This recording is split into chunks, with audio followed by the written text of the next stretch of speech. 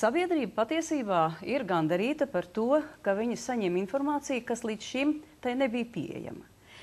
Tik tālu viss ir tā kā skaidrs un saprotams, un to pat ar zināmā mērā var atbalstīt. Rugāts kundze personīgi pagājušajā nedēļā nobalsoja pret Saeimā iesniegto likumprojektu, ka šīs algas būtu publiski pieejamas. Mēs šeit redzam tādu nesaprotamu, divkosīgu rīcību. Es patiesībā nesaprotu, par ko Mūrnietes kundze runā. Par balsojumu. Ja jūs neesat atbalstījis valsts pārvaldes iekārtas likumu. Man kā pilsonim sašutumu rada tas, ka jūs šī raidījuma laikā samelojāt. Pret bija 16 balsis, visa Tautas partijas frakcija, jūs to skaitā, un daži cilvēki no Latvijas pirmās partijas. Es atvainojos, kā jūs šeit varat tēlot, ka jums šī lieta interesē. Ir pilnīgi skaidrs, ka jūs uz šī pamata cenšaties uzlikt uz vilcienu, uz sabiedrības noskaņojumu un iegūt šādu lētu popularitāti. Manā galvā nav stenogrammas, kuru jūs šobrīd citējat. www.saima.lv tā ir pieejama. Nebūs tā, kā jūs sakāt. Tas ir pilnīgs absurds. Es domāju, ka Tautas partija ir izrādījusi apbrīnojumu nekaunību, jo jūs nepārstāvat sabiedrības viedokli. Politisks amats, kādu ieņem Mūrnietes kundze, viņa arī nosaka to politisko gaisotni un attieksmi ministrijā, kas ir jebkurā struktūrā, kura darbojas un pilda savu darbu.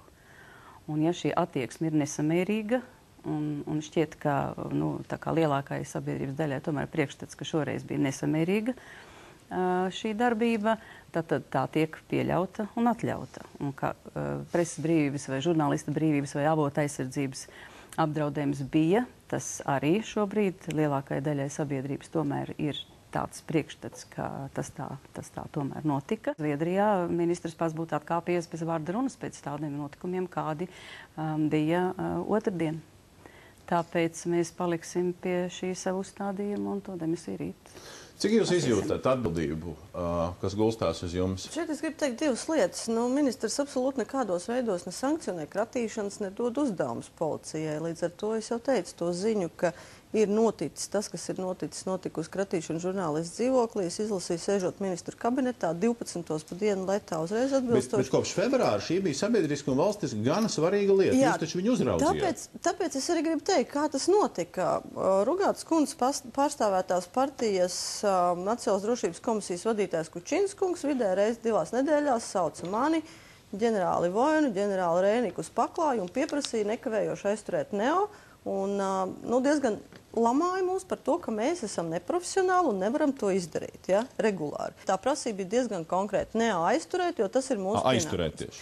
Tajā brīdī, kad mēs to bijām izdarījuši, tad sekoja mans demisijas pieprasījums. Un es gribu teikt, ka tā ir tāda ļoti, ļoti liela liekulība, jo, piemēram, šodien Zaļo zemnieku savienība gribēja uzklausīt mani. Es pat biju gatava iet uz Tautas partiju runāt par to, kā tas ir noticis un skaidrot to savu atbildību, vai es to redzu vai es neredzu. Tautas partija absolūti nemēģināja pat uzklausīt, kas nozīmē, ka viņi pat nemēģināja izlikties, ka viņus interesē šī konkrētā lieta. Jūsuprāt, nav kaut kas būtiski mainījies kopš 10.40 pagājušā ceturtdienā? Patiesībā nekas, tikai viss ir apstiprinājies, un es, protams, nepārspiešu Mūrnietes kundzi tajos izteikumos un tajos uzbraucienos, ko viņš šobrīd man dara, bet, katrā gadījumā, tās sēdes, ko Mūrnietes kundze pieminēja, tās ir slepenas sēdes. Tās tomēr ir ar ierobežotu informācijas izplatīšanu, un ja es tur piedalītos, es laikam neņemtos neko teikt no šo sēžu satura. Tāds norādījums bija, kad sakārtot lietas un atklāt datu. Sakārtot lietas? Jā. Tas ir ļoti labi. Jo man liekas, kas svarīgi un kas pa lielam nopietni, mēs varam strīdēties, kura partija kuram veiksmīgāk uzbrauc, un kurš kuram prasa. Jautājums ir par motīviem, kas man liekas ļoti svarīgi. Jo jautājums ir, vai motīvs nevar būt pilnīgi pretējs, nekā mēs visi šeit skaisti runājam, ka kāds ļoti, ļoti grib noķert Neo un iespējami apturēt visu datu plūsmu, jo iespējams, ka nākamie dati kaut kādā kontekstā raksturojot, atmaskos daudz nopietnākas un daudziem nepatīkamākas lietas nekā algu saraksti. Vai mēs to varam izslēgt? Jūs man jautājat? Jā. Kā es varu izslēgt tādu varbūtību? Nevaram izslēgt. Protams. Ministrei ir jāatkāpjas no amata, jo, manuprāt, jūsu komunikācijas uzšāvāt Rugāts kundze. Tieši tā, man nav nepieciešams kādam pielādināties vai teikt, es varu teikt atklāt, ko es domāju. Jūsu komunikācijas prasmes ir vienkārši nožēlojams. Ja jūs paskatāties, kādas ir bijušas jūsu pēdējie ieraksti mikroblogošanas servisā Twitter, jūs esat skaidri un gaiši ieņēmusi pozīciju arī neolietā. Jūs esat paudusi dažādas baumas, dažādas spekulācijas, cenšoties padarīt šo lietu noslēpumaināku nekā tai vajadzētu būt. Atļaušos nostāties Mūrnietes kundzes pusē. Kamēr šī lieta nav noslēgusies, šīs sūdzības nav izskatīts un nav apstiprināts, man šķiet, ka nav šeit šobrīd vēl pamata Mūrnietes kundzei demisiju.